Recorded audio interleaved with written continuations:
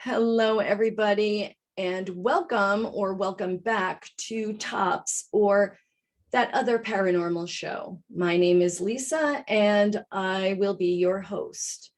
I am actually broadcasting to you from my New Jersey basement, not too creepy, but from between the cat tower and the turntable. Couch is over there.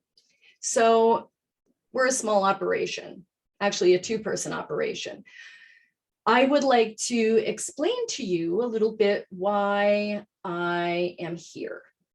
Now, everybody has a reason for putting on a podcast. Either you know a whole bunch about it or you're an expert on something. Sometimes you just like to hear your own voice. None of those are the case. I really do not like to hear my own voice. So let me explain to you why I'm here. My job here is not to convince you that things are real or not real. I just want to give you experiences that real people have and let you make your own decision. What do you think? If you have a story to share, let me say this before anything. Please send the story or your information to thatotherparanormalshow@gmail.com. Again, thatotherparanormalshow@gmail.com. Just either send me your information, let me know how to get a hold of you, and you can tell your story. So now we're on to Lisa's story. Again, Lisa is me. Why am I taking the time to broadcast a podcast? Why am I doing this? There are literally thousands of them about paranormal history, mythology, paranormal explanations as to why these things are taking place. There are investigators that have podcasts, and they are all wonderful podcasts. Mine is not like that. Mine, well, not that it's not wonderful, but it's not, but it's actually not to convince you one way or the other. Now, in the paranormal world, there are cynics, skeptics, and true believers. And of course, there are things along the way. And I am somewhere between skeptic, which I think is healthy, and true believer. But I cannot be a cynic because too many things have happened during my life to just close my eyes and make believe it's not real. My thought is this all opened up when I was about 6 years old and my dad died in a tragic car accident. He was actually coming home from work and was crushed in his VW Bug by a huge truck. He didn't have a chance to get out. I was only 6 years old, so of course it was heartbreaking. But for years after, as we were driving down the street, I would be with my mom or my grandma, I would see my dad on the side of the road with his hood up. And I would yell, "Mom, Grandma, Daddy's on the side of the road." And they would look at me sadly because they could not see him. Now, a lot of you are thinking, oh, well, okay, you're a sad little girl and maybe you just made it up.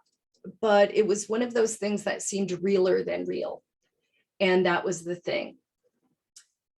From that time, I started having paralysis at night, so sleep paralysis. So how did mine unfold? Well, they were always terrifying. I never had the opportunity to say I had one that was not terrifying. They always started out with a buzzing in my head, a drop in my stomach. I knew what was coming and I knew who was coming. Now, to this day, I can't tell you who this person or entity or thing was. All I can tell you is that it was really scary. And I would wake up and see little hooded figures around my bed. There was another time when I saw something else, but we'll get to that later. Now, in and of itself, sleep paralysis can be absolutely terrifying. But a lot of people can explain it away, and doctors say that it's a real thing. But the things that I was seeing were real. Now, I have since been in the hospital and had fevers, and I have had instances where I was hallucinating, This was not one of them. It felt real and it felt different. One time in particular, when these little things were around my bed, I was calling out to anything that was going to help me. And hooray, hooray, one time I just yelled, God, please help me. I didn't know what to pray for. We weren't religious in my house. So I started to scream to God to help me.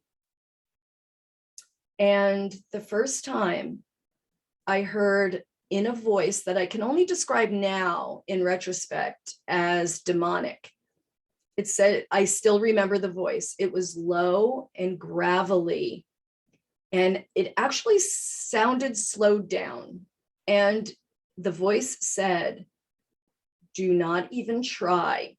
You belong to us now. This in and of itself is absolutely terrifying, but to an 11 or 12-year-old, it is absolutely horrific. I would wake up, I would be told it was a dream, but something in my gut told me it was not just a dream. It was something else. So I'll let you make of that what you will. And so time went on and a lot of weird things still happened. And then I got married, and my first husband was an Algerian gentleman. And I had a little baby, and she was asleep in her room. And my husband and his brother were in the living room, sitting on the couch, watching television, laughing. And all of a sudden, from outside in New Jersey, they heard someone calling my husband's name. But they called his name in a way, he spoke Arabic, so they called his name in a way that it was not possible that just an American was trying to say his name to scare him. They immediately ran to see who was outside, and there was nobody. There was no car. There were no moving bushes. They were terrified. So I came out of my room and said, what's wrong? And they were on the couch, literally shaking. And they kept saying to me, the jinn, the jinn.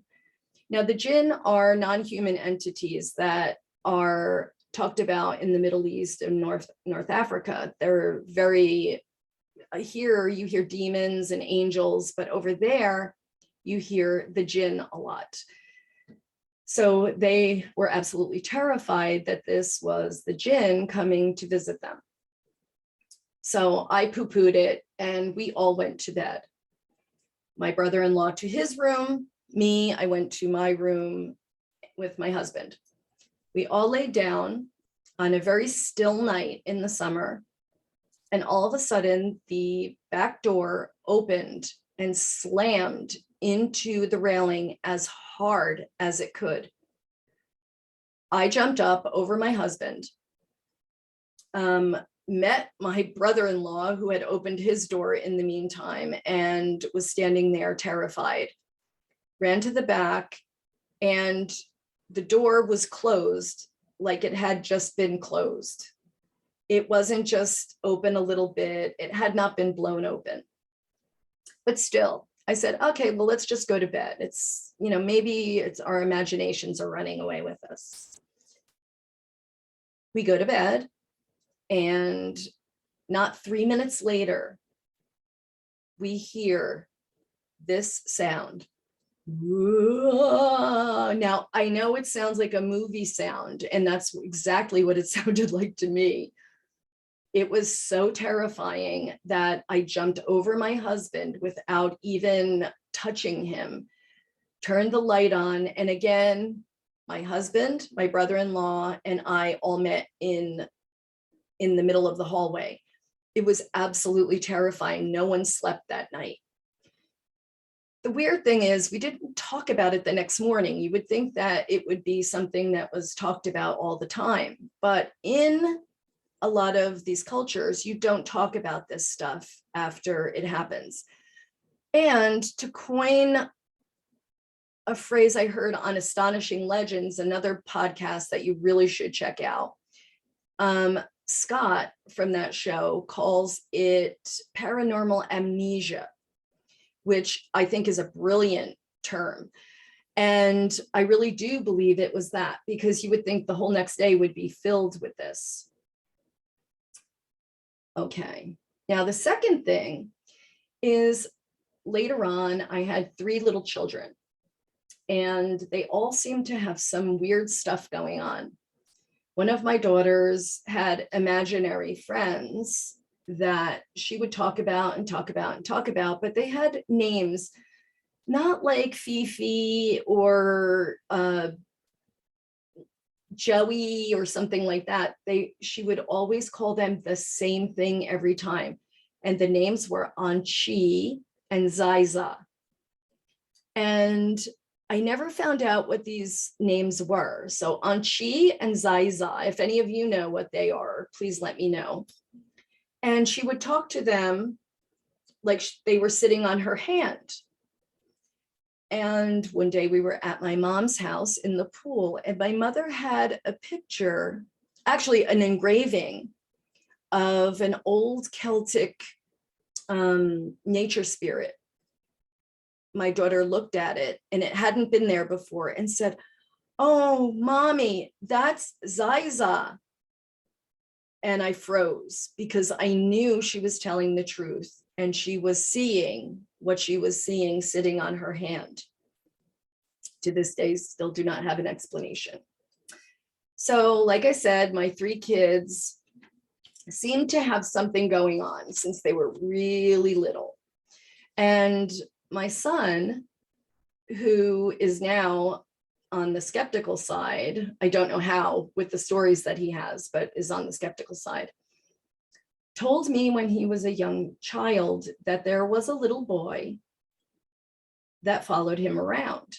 Now, I said to him, well, maybe it's a kid from the neighborhood. He said, how could he be a kid from the neighborhood? I see him everywhere. I see him in the store. I see him walk out from behind bushes. I see him when I'm riding my bike. And I said to him, what does he look like? And he said simply every single time, he has a white shirt and white pants on with white shoes, and his hair is very blonde with blue eyes and a round face. Now, the way he explained it is he has hair like Ben and his face is like Matt's. So that's how I put that together. Now, again, you could say, oh, kids have good imaginations, but he was adamant that this was real. So one day he said, he was upstairs and he looked out the window, and I hear him screaming, "Mom, Mom, hurry up, hurry up." Now, this 5 or 6 year old little kid is screaming to me, "Mom, he's here, Mom, he's here." I ran up the stairs as quickly as I could, and he turned back around to look out the window, and the child was gone. And he started to cry. He said, this happens every time. He was visibly upset and disappointed that I couldn't see him. So I told him, why don't you try to talk to this little kid? And he said, Mom, I have tried every time. He doesn't answer me. He just seems to stare at me. He didn't make it like the child didn't want to talk, but that's not why he was there. He wasn't there to play with him. He wasn't there to do anything except just watch him. So I don't know. Is it his imagination? Now, my sleep paralysis story is going to morph now. Another time, I was having a period of sleep paralysis when I was about 30 years old, 20, 28, 30. And again, terrifying, sick feeling in my stomach, absolute abject terror. And again, screamed, somebody help me, God, please, I'm going to die, because the weight on my chest, which I know is a sleep paralysis thing, that this weight on my chest was going to take my life. So I called out again, please, God, angels. Now, the angels thing seemed to click a light on, if you will. At that moment, I saw a light come into the room, a light that I have never seen before. It wasn't a white light. It wasn't a yellow light. It was a gold light. So like if you were standing holding gold dust, it was that kind of a color, but brighter than bright, but didn't hurt my eyes because I could open my eyes a little. Then I was levitated off the bed, turned ever so gently onto my side, and put back down. It was a very odd thing, but at the moment that I was set down, I felt a hand gently caress me. I could move, I could talk again, and I was immediately angry that no one in my vicinity had heard or seen anything. So, another thing is there was a lot of activity in the house that I had. Not only my family, but children who were visiting would see shadow figures or men dipping down from behind things or walking through doors that weren't there.